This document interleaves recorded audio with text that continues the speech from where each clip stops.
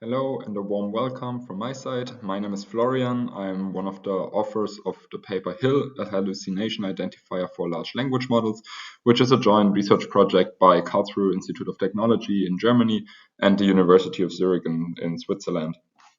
And as the title suggests, we are investigating hallucinations. And hallucinations not only occur in large language models, but in generative models overall.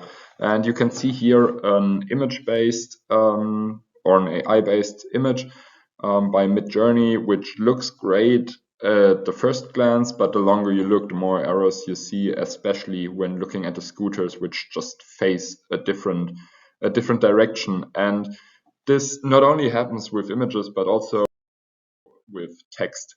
And I brought two examples out of a large GitHub repository indicating all the different failures ChatGPT and other LLMs have. On the left-hand side is like a math riddle problem. So it says when I was 6, my sister was half my age, and now I'm 70 years old. And with a bit of brain effort, you can see that the sister now should be 67. And ChatGPT calculates and argues for its response, which is 73, and which just is incorrect.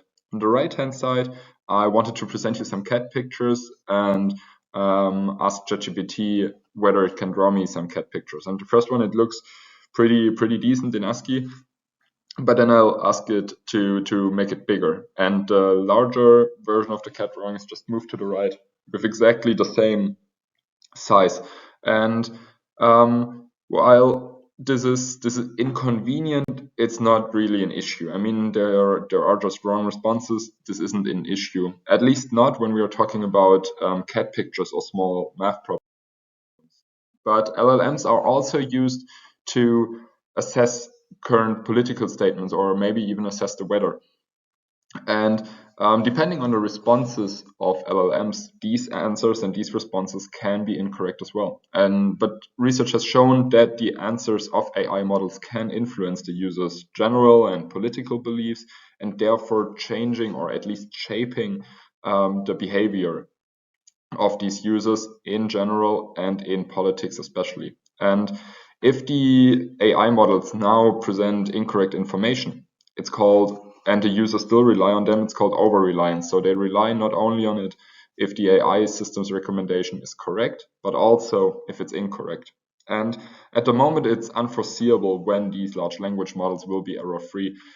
Some researchers even argue that LLMs can't be or will always have errors just by the way they are designed at the moment. And therefore, we need some way to identify these hallucinations and also to mitigate the effects for the users of hallucinations. And this is why we looked at a user-centered perspective in this study. And the study builds on some established hallucination mitigation strategies. So we will have a quick look into that in a second. Before we go into the prototype, we developed first to prioritize different features, and then the final artifact we developed. So for the mitigation strategies, we found features based on 6 categories and 17 features in total, which user desired to be presented with to identify hallucinations in LLM responses.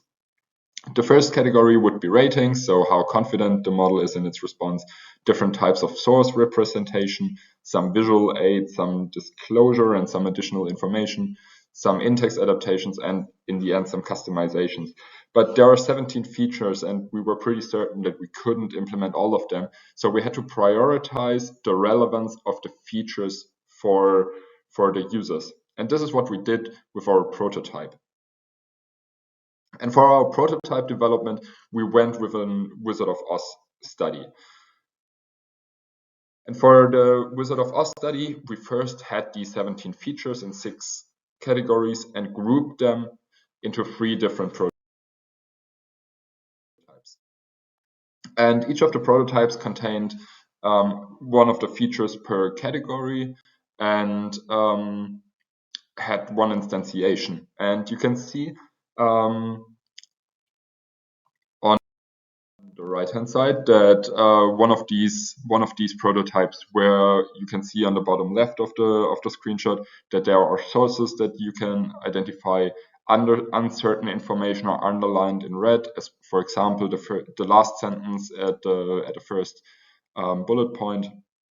You can see that in text you do have these sources where the information comes from, and at the bottom you have detailed information, which, if you toggle it out, presents some ethical information, as well as a small disclaimer that the response might be incorrect. And we pre-tested these prototypes with UX experts before we conducted 9 within subject think-aloud sessions. We decided to go within subject studies and experiments so that all participants could evaluate all of the features, and especially in the postdoc interviews we conducted, that they could also present their overall top 3 features. And in the end, we also conducted a best-worst scaling per category so that the users could assess which features were most important for them. We found a ranking, and which you can see here, where the topmost feature was the most relevant one. So we saw that the metric confidence score was more important than the ordinal confidence score. We found that links to the sources were most interesting to the users, and that the monetary interest of a response was essential, because our participants stated that if the response would contain some monetary interest or some by a certain party, they wouldn't even trust the response, but maybe they wouldn't even trust the entire model in general. So this was really a deal breaker for most of them. We had to combine the visual aid and the in-text category for the best-worst scaling, and we found that color was quite relevant so that the users and participants easily perceived how confident the model was and how the information was presented. And based on this prioritization and based on this ranking, we developed Hill as an artifact. And we decided to include 8 features in our final Hill artifact. The top features for all of the categories, as well as additional ethics and legal information, and the political spectrum of a response. And we provided all the information in a dashboard that you can toggle out. And as usual, you have the interaction with replies. The most interesting part is how we came up with these different features. Color was basically an indicator of how confident the model was in its response. And we measured the confidence by a mixture of many different facets that you can see here in the front end of Hill. So at the top of Hill, you see all the different explanations of the feature we included, with the confidence score, with the political spectrum, and so on and so forth. And then we have the main interaction, just the traditional ChatGPT interface. We decided to go with ChatGPT because of the easy usability of the API by OpenAI, but other LLMs could be feasible as well. And then you have these 2 bottoms with the sources and the more detail at the bottom of the response, which you can toggle out. And if you toggle out the more details, the dashboard on the right-hand side opens, where political spectrum, monetary interest, a hallucination, and a self-assessment score is rated. The political spectrum, the monetary interest, and the self-assessment score are self-assessed by ChatGPT. So we have the question and the response, and after the initial response by ChatGPT, we send the combination of question and response back again to the LLM, and let it assess the political spectrum of the response on a scale from -10 to 10, from far left to far right, and self-assess the confidence in the response generation, as well as whether ChatGPT thinks there could be paid content in the response. And taking all of these into account, we build an overall confidence score. And the confidence score, you can see that this response here has no political interest, has no paid content, or seems to have no paid content, and that the self-assessed is 100, but still the confidence score is just 90%. And this is because we decided that we wanted to include a certain amount of sources. So you can see at the bottom of the screen, Hilf just found one source for the claim, and this is like the small drop in confidence that only one source was provided, while we would have liked 2 or maybe even 3 sources. And then we evaluated Hill first from a performance perspective, and we did this with the Stanford questioning answering dataset, which contains over 100,000 questions and answers that are split across different categories. And we randomly picked 16 categories and asked 4 answerable and 4 unanswerable questions, each to Hill. And we generally saw that the initial response was correct in most of the times, and that if the response was correct, Hill didn't find any hallucinations. We also found that if the initial response was incorrect, that in about 60% of the cases, Hill did find hallucinations and also stated that there are hallucinations. We acknowledge that there are quite a few false positives where Hill stated there would be hallucinations, although the answer was correct.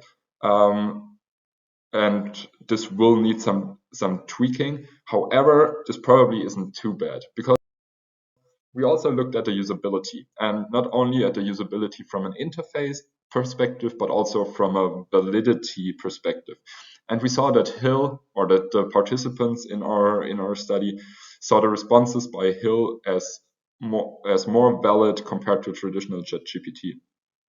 They also perceived the statements made by Hill as less critical than ChatGPT, while maintaining quite a similar conciseness of the interface.